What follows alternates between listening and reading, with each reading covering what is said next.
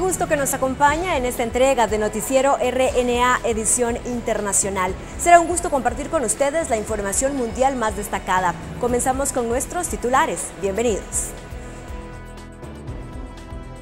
Cientos de detenidos dejó un masivo operativo migratorio en Mississippi. El gobierno de México ha confirmado que más de 100 de los capturados son mexicanos. Nancy Pelosi, la presidenta de la Cámara de Representantes de los Estados Unidos, llegará a El Salvador a reunirse con el presidente Nayib Bukele. En Venezuela, el gobierno en disputa de Nicolás Maduro suspendió los encuentros en Barbados. La oposición asegura que seguirá buscando salidas a la crisis. En Nicaragua, las nuevas medidas tributarias del gobierno están generando una reducción en la importación de alimentos y medicamentos. China se prepara para la llegada del tifón Lequima, que según los pronósticos podría golpear la costa este, por lo que las autoridades emitieron una alerta roja. Iniciamos con el detalle de las informaciones. Cientos de detenidos dejó un operativo migratorio masivo realizado en Mississippi. El gobierno de México ha confirmado que más de 100 de las personas capturadas son mexicanas. El fiscal del Distrito Sur de Estados Unidos, Mike Hurst, reveló detalles del operativo enfocado en una planta procesadora de alimentos en Morton, Mississippi, y dijo en una rueda de prensa que fue resultado del trabajo de los hombres y mujeres de las fuerzas del orden. Según las autoridades, la redada fue resultado de una investigación criminal de más de un año y los arrestos indican son solo un paso más en la investigación. Claramente, tener a 680 empleados en tu compañía indocumentados es una violación de la ley de inmigración seria. Y personas que son dueñas de compañías podrían ser esencialmente arrestadas, podrían ser acusadas. El abogado de inmigración Joseph Maluf cree que esto ocurre debido a nuevas políticas en el país. Es un mensaje que el presidente quiere mandar a la comunidad y también a su base, de que él está serio acerca de las deportaciones y de que estas deportaciones pueden ocurrir en cualquier lugar, en cualquier momento, y pueden ocurrir inclusive en compañías grandes con 600, 700 personas indocumentadas trabajando. Entre tanto, el gobierno de México indicó que más de 100 de los detenidos en las recientes redadas son mexicanos. Les han dado la libertad condicional, no les han dado libertad completa, les han dicho que tienen que regresar para una audiencia en donde últimamente pueden ser deportados. Leonardo Feldman, Voz de América, Washington. Y en temas relacionados, Nancy Pelosi, la presidenta de la Cámara de Representantes de los Estados Unidos, llegará a El Salvador para reunirse con el presidente Nayib Bukele y tocar temas migratorios, como parte de una visita que se realizará a los países del Triángulo Norte. La presidenta de la Cámara de Representantes de Estados Unidos, Nancy Pelosi, junto a una delegación de congresistas norteamericanos, realizan una gira en el Triángulo Norte para abordar con funcionarios de Guatemala, El Salvador y Honduras temas migratorios. Pelosi arriba a El Salvador este viernes, donde se reunirá con el presidente Nayib Bukele. Se prevé abordar temas como los esfuerzos por frenar la migración ilegal, programas de prevención, desarrollo económico y atracción de inversiones, cruciales para mantener la ayuda proveniente de Estados Unidos. Honduras será el tercer destino de la delegación de congresistas. El tema en común de los encuentros, según publicaciones en redes sociales de la misma Nancy Pelosi, es renovar el compromiso de ayudar a empoderar a los ciudadanos del Triángulo Norte a construir un futuro mejor en sus países de origen. Pelosi tiene 40 años de experiencia como congresista y actualmente ocupa el tercer cargo más importante en la política de Estados Unidos, después del presidente Trump y el vicepresidente Mike Pence. Tatiana Funes, Noticiero Hechos. Y continuamos en los Estados Unidos, pero pasamos a otro tipo de informaciones. Un hombre fuertemente armado entró a una tienda en Missouri y desató el caos. El joven de unos 20 años ingresó al local con un fusil de asalto y otra arma, unos 100 cartuchos de munición y equipamiento estilo militar. Dentro del almacén, el joven grabó con su celular la escena de pánico que provocó. Un bombero que estaba en el lugar mantuvo al hombre a punta de pistola hasta que llegó la policía y lo capturó. Aunque aún se investiga el objetivo que tenía el joven, las autoridades aseguran que su intención no era solo provocar el caos, sino hacer daño a las personas. Y en temas relacionados, estadounidenses se muestran a favor y otros en contra, en medio del debate sobre las armas que se ha desatado después del tiroteo en El Paso, Texas. Según un informe del 2017 a nivel mundial, Estados Unidos es el país con más armas en manos de civiles. La masacre de El Paso, Texas, revive el debate acerca del control de armas en Estados Unidos, país que posee el mayor número de armas en manos de civiles en el mundo, según un reporte publicado en 2017 por el Centro de Investigación Pew. Alrededor de 4 de cada 10 estadounidenses dicen que poseen una pistola o viven en una casa con armas de fuego. Este es el caso de Sandra Chávez. Las armas sirven para defensa, me supongo que es para la seguridad de nuestras vidas, solo es el uso que les damos. Como si tenemos en nuestra posición un arma y digamos hay algo que nos está amenazando, pues ahí está la oportunidad para nosotros poder defendernos legalmente. De acuerdo a Gun Violence Archive, más de 1.800 personas murieron tan solo en el año 2017 por armas de fuego, lo que ha llevado a un llamado a la acción por parte de aquellos que se oponen a la posesión de estas, como es el caso de los padres del joven venezolano Joaquín Oliver, quien fue asesinado en la masacre de Parkland, en Florida. Vamos a poner las cosas claras. Aquí hay un problema en común que está repitiéndose en todos lados, que es el arma. Todas las tragedias que están pasando diariamente y las grandes semanalmente que se han repetido en los 3 últimos días han sido consecuencia por el uso de armamento. La Casa Blanca ha estado revisando las opciones legislativas que tienen para controlar la violencia de armas. Asimismo, el presidente de los Estados Unidos estaría considerando acción ejecutiva. Sin embargo, hasta el momento no se ha dado a conocer ningún tipo de detalle acerca de estos planes. Celia Mendoza, Voz de América, El Paso, Texas. Y siempre sobre este tema, la primera persona mexicana de las 8 que murieron el pasado sábado en el tiroteo en El Paso regresó a su ciudad. El cuerpo de la maestra y directora de una escuela primaria, Elsa Mendoza, fue llevado a través del puente internacional del Paso, Texas, a Ciudad Juárez, en el estado de Chihuahua. Los antiguos estudiantes de Mendoza, así como colegas y alumnos, la visitaron junto con su familia. Gracias por continuar con nosotros. Hablemos de Sudamérica. El gobierno en disputa de Nicolás Maduro en Venezuela suspendió los encuentros que tenía con la oposición en Barbados. Sin embargo, líderes opositores han dicho que continuarán trabajando para encontrar salidas a la crisis. El presidente en disputa, Nicolás Maduro, anunció que su delegación no asistiría a la cita en Barbados, pues no podría conversar con una oposición que celebra el embargo de Estados Unidos a su administración. El imperialismo norteamericano se volvió loco y metió una puñalada trapera al alma de Venezuela, a la vida económica de Venezuela. Y ellos salieron a hacer fiestas, a aplaudir. Sin embargo, el consultor político Osvaldo Ramírez advierte que la intención de Maduro y sus delegados es incluir un nuevo actor en las negociaciones que promueva el retiro o la flexibilización de las sanciones estadounidenses.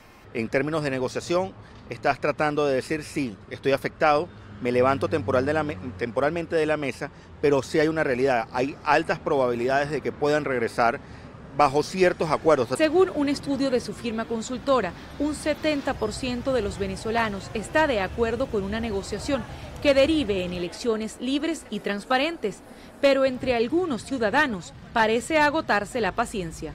Bueno, yo diría que la oposición también debería de haberse levantado hace rato de esas mesas. Si nosotros queremos una reconciliación, tenemos que conversar, a juro y porque sí. Del hecho de que el gobierno se haya levantado es completamente preocupante. Este era el 5º encuentro previsto entre ambas partes desde que se iniciaron las negociaciones con el aval de Noruega en mayo de este año. Adriana Núñez Rabascal, Voz de América, Caracas. Y la falta de control pleno y efectivo podría ser la razón de que en la zona de conflicto entre Colombia y Venezuela residan cada vez más venezolanos y más colombianos, que comúnmente son personas que dicen no se les reconocen sus derechos humanos. Por décadas, el Catatumbo, una subregión colombiana ubicada en el nordeste del departamento del Norte de Santander, que se extiende entre la cordillera oriental de Colombia y el lago de Maracaibo, ha sido considerado zona de conflicto. Desde finales de los años 80, allí comenzó a haber presencia de guerrilla del Ejército de Liberación Nacional, ELN, las Fuerzas Armadas Revolucionarias de Colombia, FARC, y el Ejército Popular de Liberación, EPL. Tras el proceso de paz con las FARC, allí quedan las disidencias como el Frente 33 y miembros de los otros grupos armados al margen de la ley.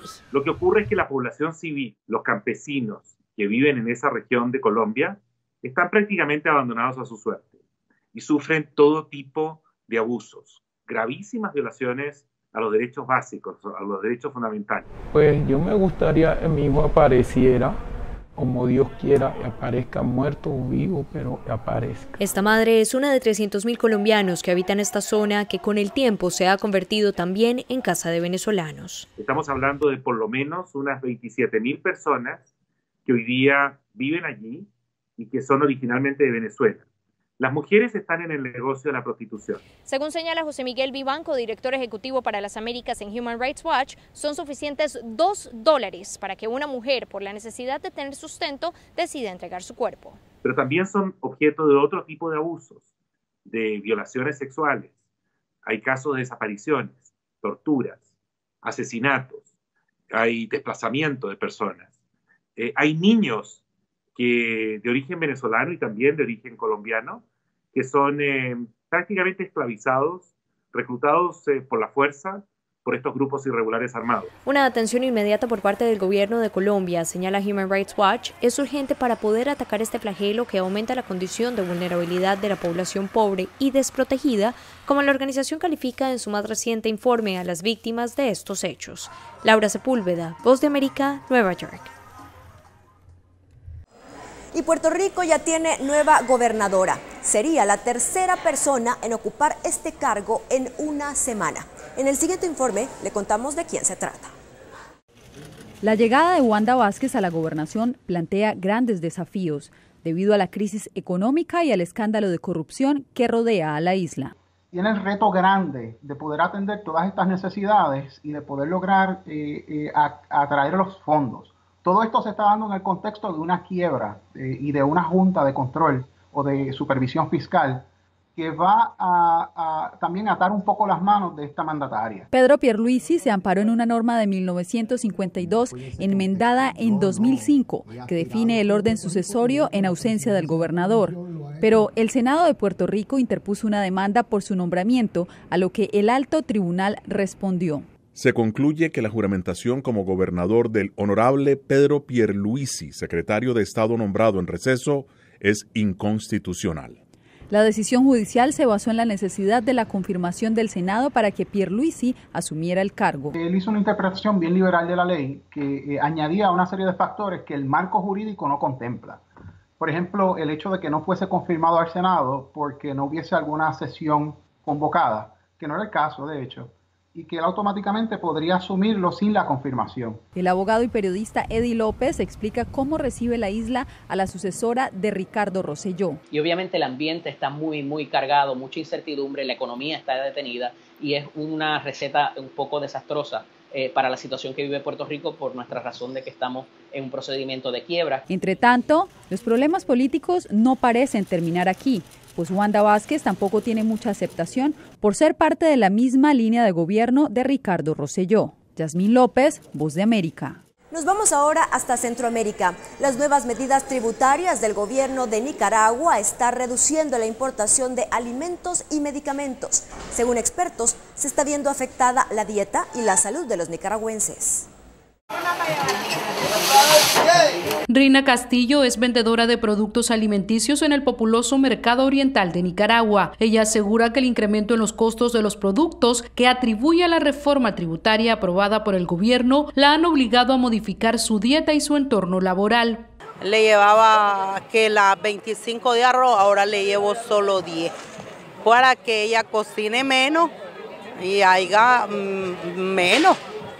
Porque si llevo más arroz de aquí, menos producto hay aquí. Pese a que los mercados populares están abastecidos, según el Banco Central de Nicaragua, la importación de alimentos y medicinas se redujo en $60 millones durante el primer trimestre de este año, una cifra que es preocupante a criterio del sociólogo Cirilo Otero. Primero es desnutrición, ya sabemos que hay desnutrición crónica y desnutrición aguda.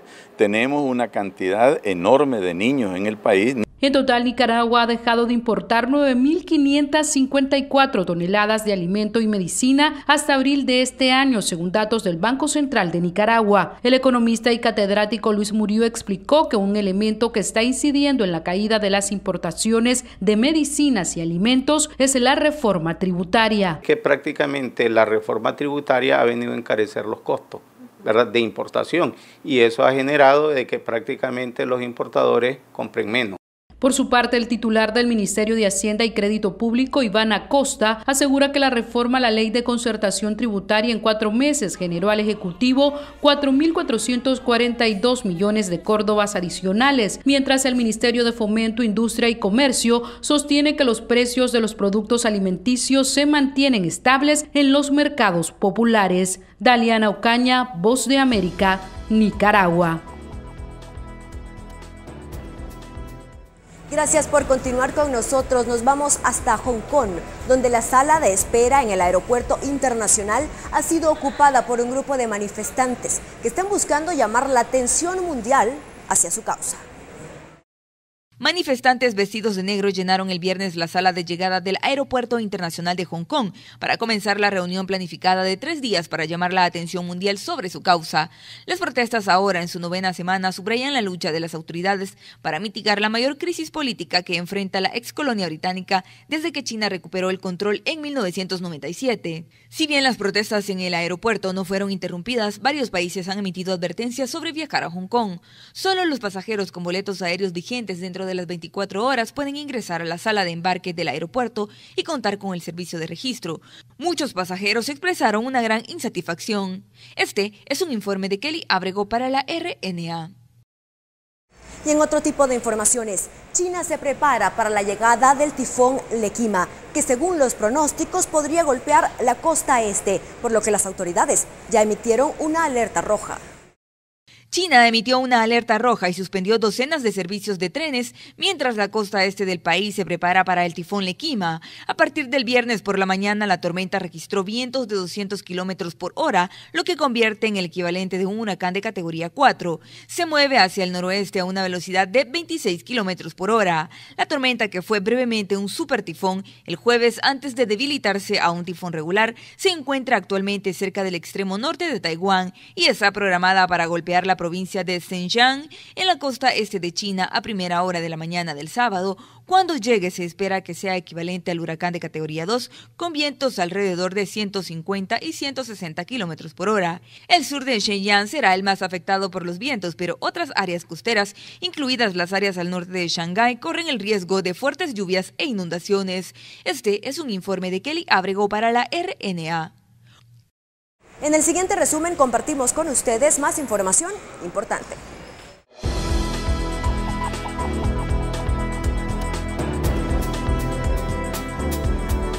Italia se está acercando rápidamente a elecciones no programadas que podrían mover el país más hacia la derecha. El ministro del Interior, Matteo Salvini, del partido derechista de la Liga, convocó a una nueva elección, diciendo que la coalición de su partido con el populista Movimiento de 5 Estrellas se había derrumbado por las diferencias políticas.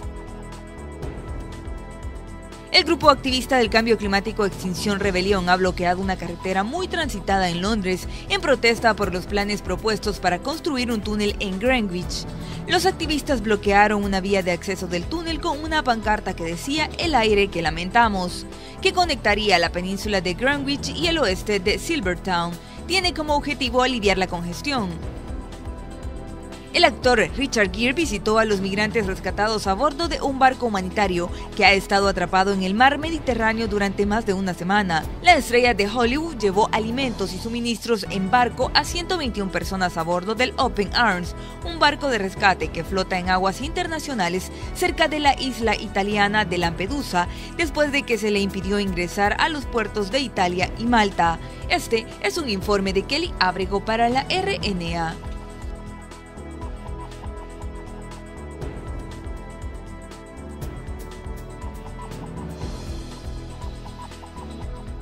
Y así llegamos al final de esta entrega de Noticiero RNA Edición Internacional. Fue un gusto informarles. Nos vemos en la próxima.